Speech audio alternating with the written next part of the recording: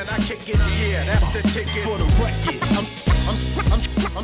I'm trying to get what I was. Hip-hop literally emerges like a phoenix out of the ashes of arson in the South Bronx. The necessity to create peace amongst gangs, predominantly black and Puerto Rican gangs. I think you see the footage of the Bronx and the documentaries that are out on hip-hop in general and looking at that time period is that, talk about urban decay, talk about a very calculated neglect by slumlords and local government to destroy a community and have people try to kill each other off.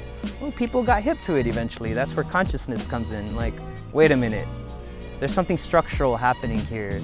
So we have to organize amongst ourselves, create peace, and from that peace and moving, and it's not like peace is easy. It had to be negotiated, very much so. And those are some of the conditions as to how hip-hop emerges.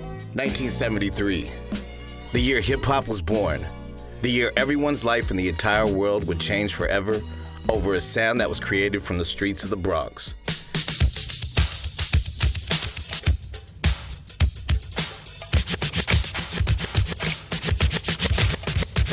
South Bronx, New York, what do I see? Kids growing up in the community. South Bronx, New York, what do I see? Kids growing up in the community. Now, hip-hop was created by the community, and when things were in disarray, hip-hop brought everyone together. But the untold story was how Latinos were a huge part of hip-hop, then and now. This is our story. You gotta remember, Latinos were part of it from day one, from the break dancing, from the Rocksteady crews, from the break dancing crews that came out of New York, from Tito, from the MCs. There were MCs that were Latino, but they weren't really letting people know that they were Latinos in the game. They were just trying to be rappers and be heard as MCs. You know, Whip a Whip, which is like really the first Puerto Rican rapper. You know what I'm saying? The first Latino rapper. The W, Whip a Whip, and I'm here to say that I can rock your world like the Dr. J. Cold Crush. And Disco Wiz, which is like the first dude to ever start scratching records. There was a chosen few, you know, enough respect, Charlie Rock. Charlie Rock, next in line, and I'm taking this time to make you feel fine. If you ever heard it better, the sun don't shine, and the babes on the vine do not make one. I got You know what I'm saying? There was a couple others. Well, I'm Charlie Chase. I'm always giving you more. You can't deal with me, Grand Wizard Theodore. Because if you really knew, you know about Whip a Whip. You know what I'm saying? You know about Ruby D. Well, I'm the R, Ruby D. And you got a lot of nerve. When you play against me, you know you're gonna get served. It was a thing many thought was just a phase, something that would disappear into the cold night, until an artist by the name of Mr. Schick dropped a verse in Spanish, and then hip-hop began to evolve. You know about Mean Machine, the first hit record on the radio playing with Spanish rapping in it? The Mean Machine, the song was called Disco Dream. In it, an MC by the name of Mr. Schick, enough respect, did a small Spanish rapping part. Les abrí las puertas a este ritmo, sí que tanto les fascina. Se lo traje en español, mi gente para América. And when I heard that, I flipped. There goes my future right there. Disfrutar, pues olviden los problemas y empiecen a bailar. Tiren sus manos al aire. As hip-hop was evolving and began to spread across the nation from the east to the west, something happened, an explosion of sorts. A few artists began to add their bit of flavor to this giant pot of gumbo. The mixing of English and Spanish into the music happened. Kid Frost with an anthem for the Latinos, This is for La Raza. Aquí estoy, MC Kid Frost. Yo soy jefe, patrón, it's the big boss. My clip is loaded, it's full of balas. I put it in your face and you won't say nada. About those cholos, you call us what you will. You say we are assassins and children got to kill.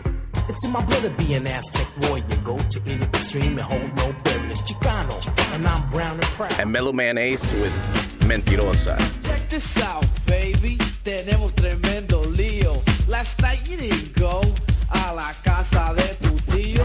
Resulta ser, hey, you were at a party higher than the sky.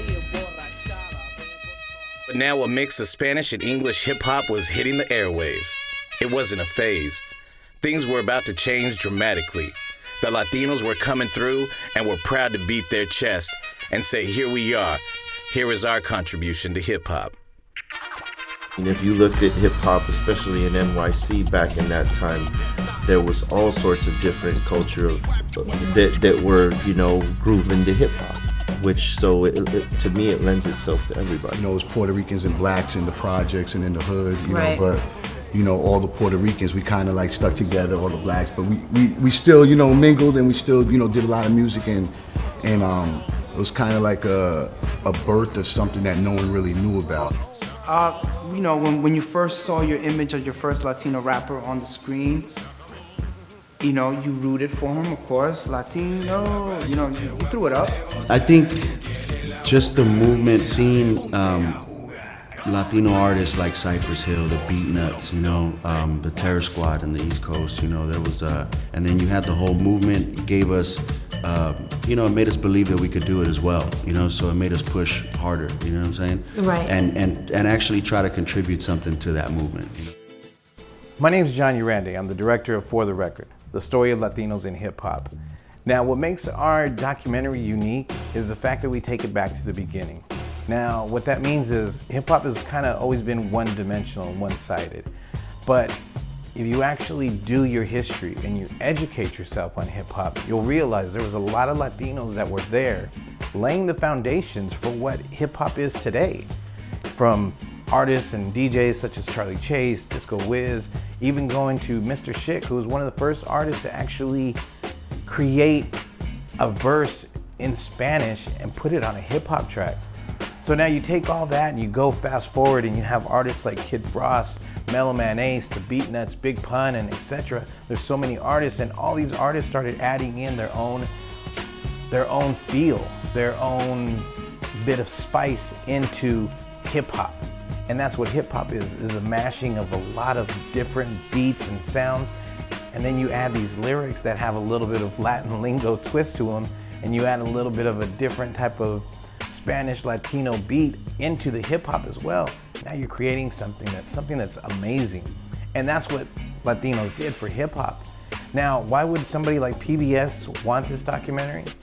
Because, like I said, hip hop has always been one-dimensional, and this is to educate, and that's what we want to do. We want to educate you.